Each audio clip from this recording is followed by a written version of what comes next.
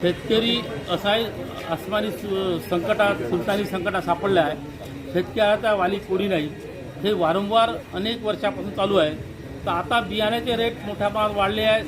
कापसाचे भाव नाही, सोयाबीनचे भाव नाही, बियाण्याचे रेट यांचे वाढतच आहे. खताचे भाव वाढतच आहे. मग त्याच्या कमी नाही, 1 रुपया कमी नाही. जर 1 रुपया MRP जर त्याची 700 रुपये 800 रुपये असेल तर 850 झाली, 900 झाली. पण कधी कमी होताना नाही पाहिली. तर शेतकऱ्याचा माल भाव जर 10,000 सोयाबीन असेल तर गप्पने 4,000 रुपये आले. ज्यावेळेस 10,000 सोयाबीन होते त्यावेळेस तेलाचे रेट होते 120 रुपये प्रति लिटर तेलाची रेट. आता फक्त 10,000 रुपये कमी करताय. मग मालाचे भाव गप्पने तुम्ही 6,000 रुपये कमी करते. तर तेलाचे भाव सुद्धा तुम्ही हळूहळू एक टप्प्याटप्प्याने कमी करते. हे निव्वळ व्यापाऱ्याला फायदा करण्यासाठी प्रकार आहे. तर व्यापारी फक्त व्यापारी हा तेल निर्मिती करून त्याची मोठी कमी होत नाही. जसंच सोयाबीनच्या भावाचे जे बिजाईचे भाव आहे ते MRP कधीच कमी नाही झाली, वाढत गेली. खताचे भाव कधीच कमी नाही झाले, वाढत गेले. पेस्टिसाईडचे जसं औषधाचे भाव कधीच कमी झाले, वाढत गेले. पण शेतकऱ्याच्या मालाचे भाव स्थिर कधीच नाही आहे. ते अतिशय मोठी शोकांकित आहे. वारंवार कमी होते. एखादा व्यापारी आता 42 असेल तर त्याला 38 रुपये मागते, त्याला 3200 मागते. आता मिरचीचं एवढं उत्पादन झालं, सर्व लोकांनी मिरची लावली.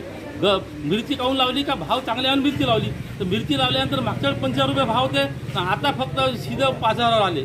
मग त्याचा उत्पादन खर्च, त्याचा जे लागत खर्च 5,000 रुपये आणि त्याचा भावच 5,000 रुपये आहे. मग ते शेतकऱ्यांनी करायचं काय? हा विषय तेवढाच गंभीर आहे. हा विषय जर सोयाबीन पूर्ण जे बिजाईचे रेट्स आहे ते खूप कमी केले पाहिजे. तर शासनाचे शासन व्यापारी जर कमी करत असेल त्यांना एकत्र बसून त्यांना शासनाने कमी केले पाहिजे. बिजाईचे रेट कमी केले पाहिजे. नंतर त्याची पेरणीला मदत केली पाहिजे. तर हे विम्याची रक्कम जर तात्काळ जमा केली पाहिजे. नाही जमा झाली येणाऱ्या काळात खूप मोठं आम्ही आंदोलन छेडू.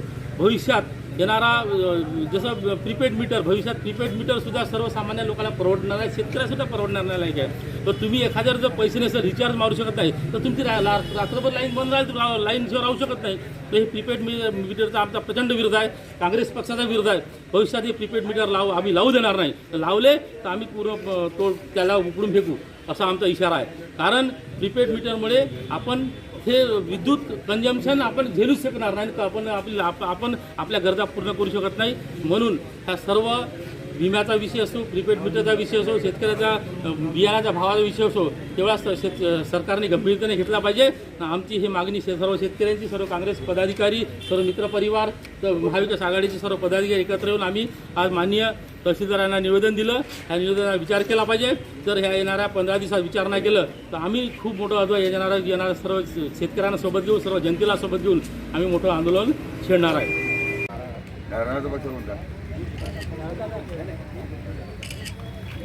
Gracias.